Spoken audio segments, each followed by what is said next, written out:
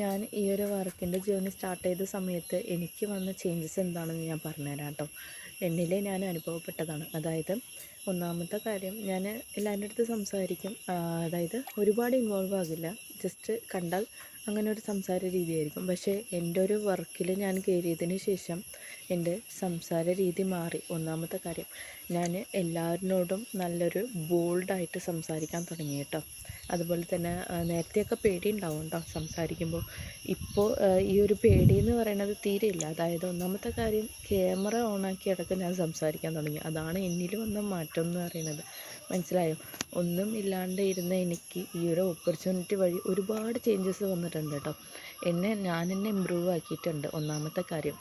പിന്നെ അതുപോലെ തന്നെ സ്വന്തം ഒരു ഇൻഡിപെൻഡൻ്റ് ആവണമെന്നുള്ള ആ ഒരു ആഗ്രഹം ഈ ഒരു ഓപ്പർച്യൂണിറ്റിയിൽ വന്നതിന് ശേഷമാണ് കേട്ടോ വന്നത്.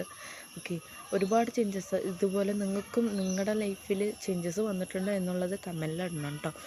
നിങ്ങൾക്ക് ഈ ഒരു വീഡിയോ ഇഷ്ടപ്പെട്ടാൽ ഈ വീഡിയോ ലൈക്ക് ചെയ്യുക, സബ്സ്ക്രൈബ് ചെയ്യുക.